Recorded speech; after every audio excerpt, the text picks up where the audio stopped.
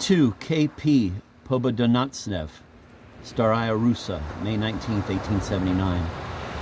Dear Sir, dear and much esteemed Konstantin Petrovich, although it is only May 19th today, my letter will not reach you before the 21st, and so I hasten to send you my best wishes for your Saint's Day.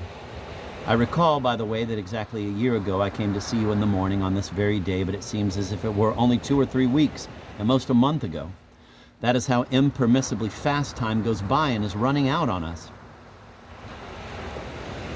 Here it is a month since I've been here, living quite alone with my family and seeing hardly anybody. The weather has been fine on the whole. The bird cherry and the apple trees have shed their blossoms and the lilac is in full bloom. I've been sitting and working, but I haven't done too much. Still, I have sent off half of one book, 2.5 sheets, for the May issue of Russian Messenger.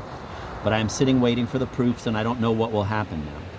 The thing is, the book in question, called Pro and Contra, is the culminating point of my novel, and the theme of that book is blasphemy and the refutation of blasphemy.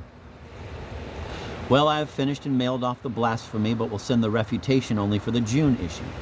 I have come to grips with the blasphemy as I myself felt and understood it most keenly, i.e. precisely as it manifests itself now in Russia among almost our entire upper crust, and principally among the younger generation, i.e. the scientific and philosophical refutation of the existence of God having been already discarded.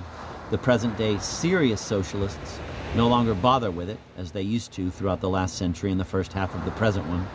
Instead, they vehemently deny God's creation, God's world, and its significance. It is only this that contemporary civilization finds nonsensical. Thus I flatter myself with the hope that even on such abstract grounds I have not been unfaithful to realism. The refutation, not a direct one, i.e. not in a face-to-face argument, will come as the last words of the dying elder.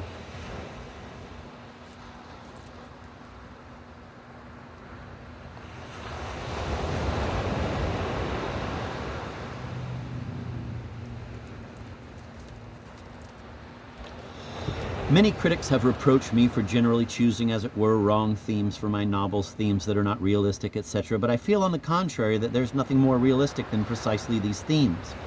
I did send it off to them all right, but now and then the thought crops up, what if for some reason or other they suddenly decide not to publish it in Russian Messenger?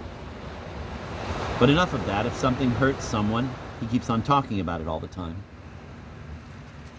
I read the newspapers here, but I cannot understand what is going on. They simply don't say much. Only yesterday, I read in New Times a directive from the Ministry of Public Education that teachers were to refute socialism in the classroom.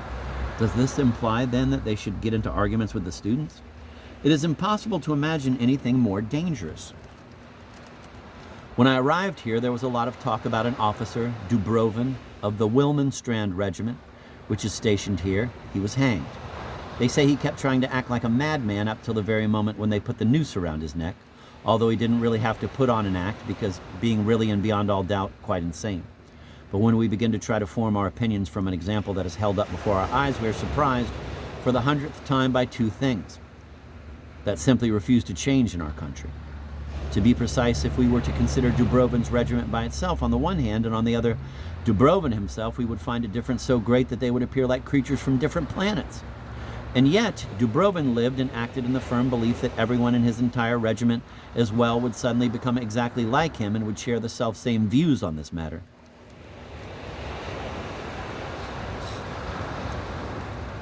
On the other hand, we say straight out, these are madmen. However, these madmen have their own logic, their own theories, their own code of behavior, even their own God. And all that could not be more solidly ingrained in them. No one pays any attention to that. It's all nonsense, they say. It's like nothing on earth and therefore must be just nonsense. We have no culture of our own. Everyone else does, dear Konstantin Petrovich, and if we don't, it is through the fault of that nihilist Peter the Great. He pulled it up by the roots.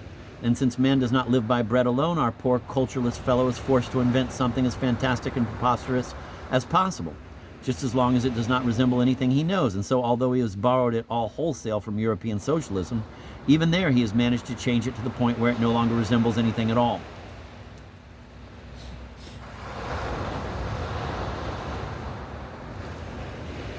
And now I have filled 4 pages, and imagine, dear Konstantin Petrovich, I have written about just those things I didn't want to write about, but that cannot be helped now. I vigorously shake your hand and send you my most sincere wishes for all the best and for many, many happy returns. Now the idea that you will receive what I have written here and read it pleases me.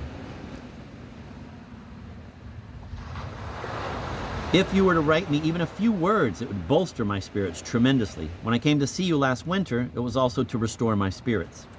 So may God send you peace of mind. I know of nothing better that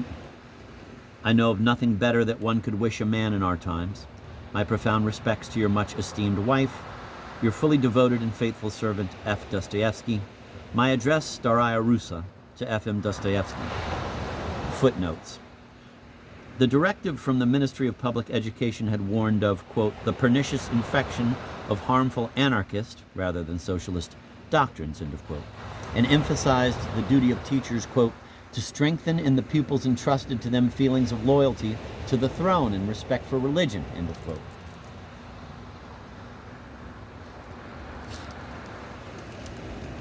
Lieutenant Vladimir Dmitrievich Dubrovin, 1855 to 1879, had been under police surveillance because he was suspected of having some connection with the assassination of Mesentsov. See letter 127. When military police entered his apartment, he put up armed resistance, and when he was arrested and carried out of the house, he harangued the onlookers, urging them to kill czars and emperors. Even in jail, he continued to make inflammatory speeches, and at one point he tried to commit suicide. On the basis of medical testimony, the military court declared him sane, and he was sentenced to death by hanging. Dostoevsky's remarks about culture and socialism in Europe and Russia seem to echo the thoughts that had been expressed by Gradovsky in 2 articles that had been published in Russian Discourse earlier in 1879.